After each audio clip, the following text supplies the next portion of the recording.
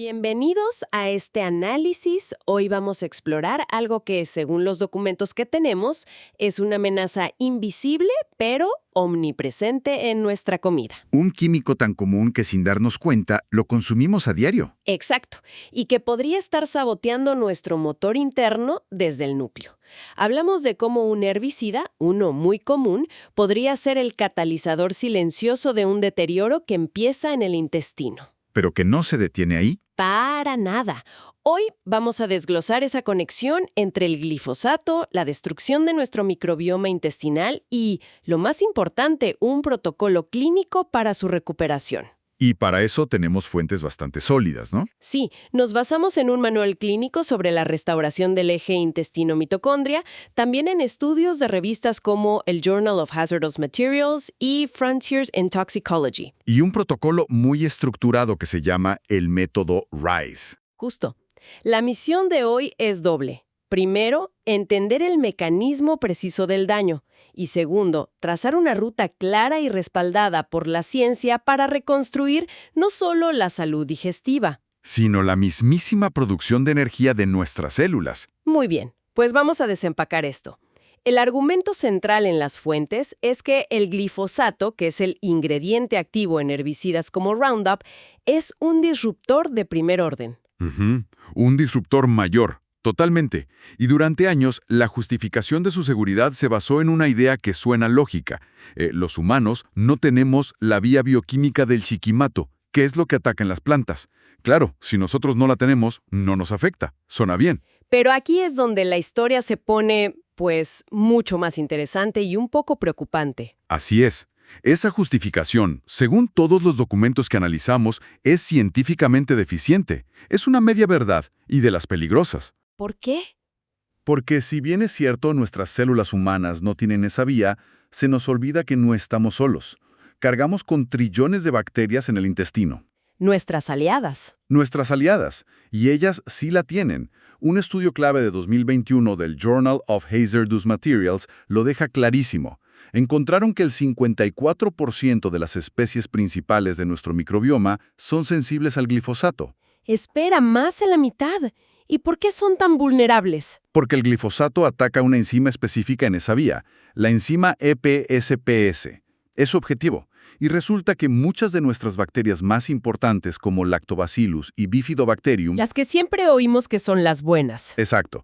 Las fundamentales para la digestión, la inmunidad, hasta para el estado de ánimo, pues dependen de esa enzima para vivir. Es como si estuviéramos librando una guerra química contra nuestros propios aliados. A ver si entiendo. No es que se queden espacios vacíos y ya. Es más como si al quitar a los buenos, los malos de la película tuvieran el camino libre para apoderarse de todo. Esa es una analogía perfecta. El ecosistema intestinal odia el vacío. Y se crea esa ventaja patógena de la que hablan los documentos. Justo. Cuando eliminas a las bacterias beneficiosas, se crea una oportunidad de oro para patógenos como Clostridium botulinum, Salmonella o incluso hongos como Cándida. ¡Qué ironía! Totalmente, porque muchos de estos patógenos tienen una resistencia natural al glifosato.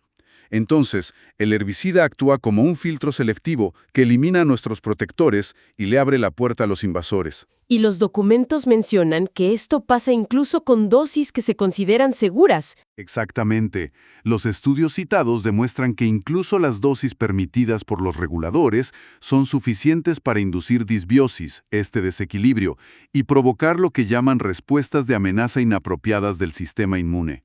O sea, el cuerpo reacciona como si estuviera bajo ataque constante. Sí, y hay algo más que es crucial. No es solo el glifosato. Las formulaciones comerciales, como Roundup, contienen otros químicos coformulantes que le ayudan a penetrar en las plantas. Y esos son peores. Bueno, algunos pueden ser hasta 1000 veces más tóxicos que el glifosato solo. Generan un estrés oxidativo masivo en el sistema. Ok, entiendo el daño en el intestino, el caos en el microbioma, pero uno de los documentos habla de sentirse sin energía, como con la batería baja. ¿Cómo se conecta una cosa con la otra? Parecen mundos distintos, pero las fuentes presentan un concepto que los une directamente. El eje intesto-mitocondria. Suena fascinante. Y no es una metáfora. La conexión es bioquímica directa y medible. Piensa en el microbioma como la terminal de la batería del cuerpo.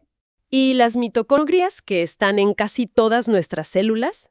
Son los pequeños motores que usan esa energía. Ok, la analogía de la batería y el motor suena bien, pero ¿qué tan literal es? ¿O es solo una forma bonita de explicarlo? No, es totalmente literal. Funciona así. Cuando nuestras bacterias buenas fermentan la fibra, producen compuestos valiosísimos llamados postbióticos. Y el rey de esos es el butirato, ¿cierto? El rey absoluto. El butirato es, por un lado, el combustible de las células del colon. Las mantiene sanas. Pero su papel más importante es ser una molécula de señalización. Viaja por el cuerpo y activa un interruptor maestro genético llamado PGC1-alfa. PGC1-alfa. Suena muy técnico. ¿Qué hace exactamente ese interruptor? En palabras sencillas, PGC1A da la orden de construir más y mejores mitocondrias. Es el proceso de biogénesis mitocondrial. O sea, es la señal de necesitamos más energía, construyan más fábricas. Justo. Pero si el glifosato ha dañado a las bacterias que producen butirato, esa señal se debilita o se pierde. Menos butirato es menos señal. Y menos señales, menos mitocondrias nuevas y eficientes. El resultado es un déficit de energía a nivel celular. Y se puede medir. Absolutamente. Uno de los documentos afirma algo impactante. En un microbioma dañado, la producción de ATP, la molécula de energía, en las células intestinales puede caer hasta en un 40%. Un 40%. Eso explica por qué alguien podría sentirse constantemente agotado. No es solo estar cansado, es que a tus células literalmente les falta combustible. Exacto. Y el problema es que esto no se queda en el intestino. Es sistémico. Los estudios en modelos animales que citan las fuentes vinculan la exposición al glifosato con un aumento del estrés oxidativo, daño directo al ADN en hígado y riñones. Incluso lo asocian con la enfermedad del hígado graso no alcohólico. Sí. Lo que empieza como un problema local en el intestino se convierte en una crisis energética y metabólica en todo el cuerpo. Ok, y el panorama suena bastante mal. El daño es claro y profundo. Pero lo bueno es que las fuentes no se quedan solo en el problema, ¿cierto? Proponen un plan de acción. Hablan de este método RISE. Sí, y es importante recalcar que no es una solución mágica. RISE es un acrónimo para reiniciar, identificar, apoyar y sobresalir. Es un protocolo por fases, lógico. Primera fase, reiniciar, es la más crítica. Tienes que dejar de echarle leña al fuego. ¿Y eso qué implica en la práctica?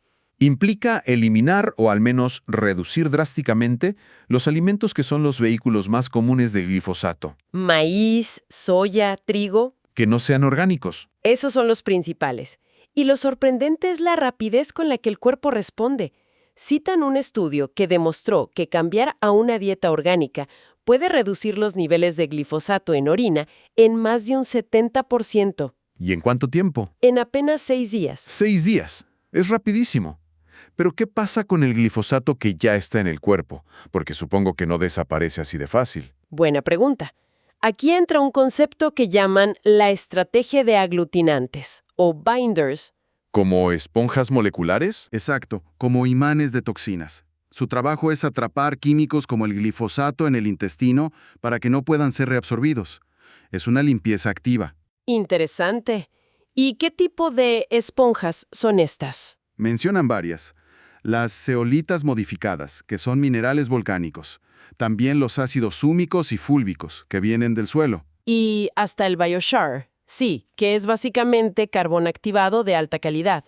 El objetivo es el mismo, secuestrar el glifosato y escoltarlo fuera del cuerpo.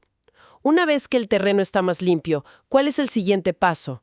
Ahí entran las fases de identificar y apoyar, me imagino. Exacto. Una vez que detienes el ataque y empiezas a limpiar, es hora de reconstruir el ecosistema. Las fuentes lo describen como una sinfonía de 3 bióticos. Me gusta cómo suena eso. Es un enfoque de 3 capas. La primera son los prebióticos, el fertilizante. Ok, ¿qué tipo de fertilizante exactamente? Son fibras específicas que alimentan selectivamente a las bacterias buenas. Destacan el PHGG, que es una goma guar especial. La mencionan porque se fermenta muy lentamente. Es una opción más suave para empezar. Sí, para no causar gases o hinchazón. También hablan mucho de los polifenoles, los de la granada o las bayas oscuras, que promueven específicamente el crecimiento de Akkermansia, una bacteria clave para la barrera intestinal. Fertilizante listo. Luego vienen los trabajadores. Precisamente. La segunda capa son los probióticos, las bacterias en sí. Aquí hacen una distinción importante. Recomiendan los probióticos a base de esporas, como Bacillus subtilis. ¿Qué los hace tan especiales? Su resistencia. Son como semillas. Tienen una cubierta protectora que les permite sobrevivir al ácido del estómago y llegar vivos al intestino, que es donde los necesitas. Y ahí germinan y empiezan a trabajar. Eso es. También mencionan cepas específicas como Lactobacillus rhamnosus y Bifidobacterium longum para resellar la barrera intestinal. Ok, tenemos el fertilizante y los trabajadores. ¿Cuál es la tercera capa? La tercera, y quizás la más innovadora, son los posbióticos. Si los prebióticos son el fertilizante y los probióticos los trabajadores, Los posbióticos son la medicina o el producto final, el butirato. el mismísimo butirato, Pero si ya estamos poniendo todo para que se produzca, ¿para qué tomarlo directamente? porque es un atajo. Reconstruir una población bacteriana lleva tiempo. Al suplementar directamente con butirato, le estás dando a tus células y mitocondrias la molécula que necesitan para empezar a repararse ahora mismo. No tienes que esperar a que la nueva colonia esté a pleno rendimiento. Exacto.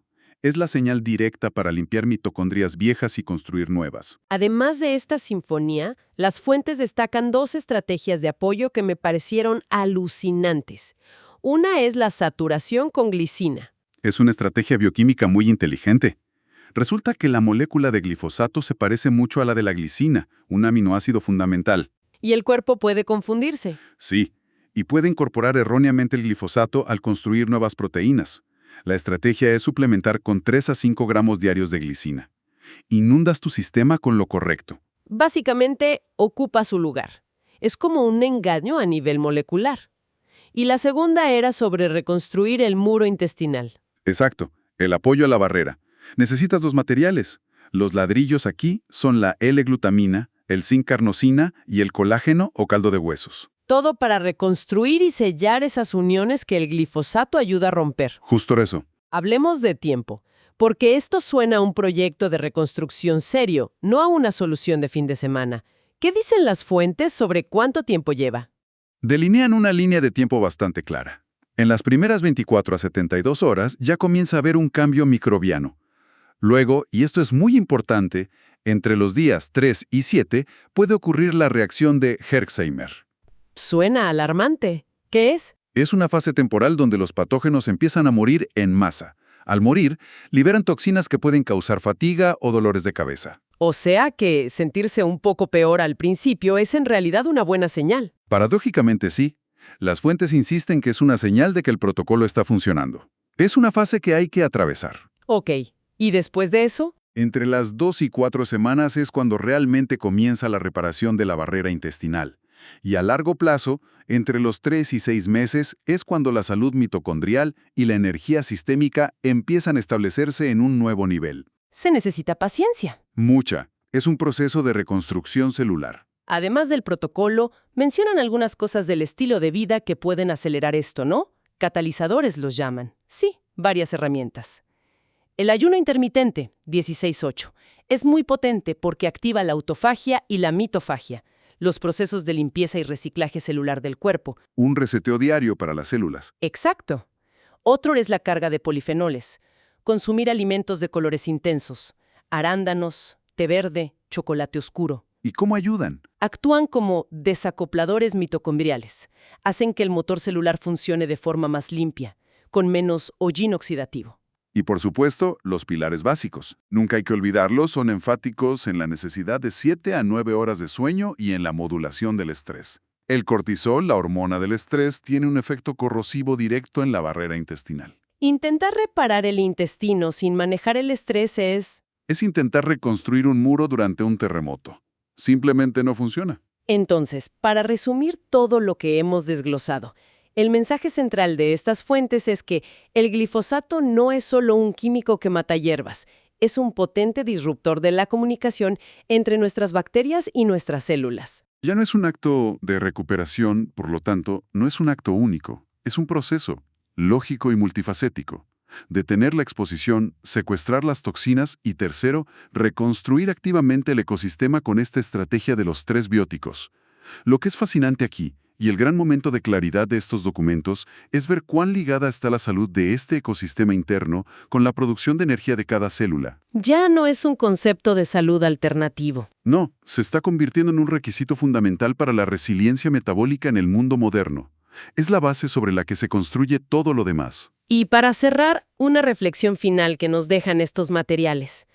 Los documentos que revisamos hoy detallan un vínculo directo entre un químico específico y nuestro microbioma. Uno solo. Uno solo. Y considerando la enorme cantidad de otros químicos que permean nuestra comida y nuestro entorno, la pregunta que queda en el aire es, ¿cómo sería una base verdaderamente limpia para la salud intestinal? Y más inquietante aún, ¿qué otras vías biológicas sistémicas podrían estar bajo un asalto similar ahora mismo, sin que siquiera lo sepamos?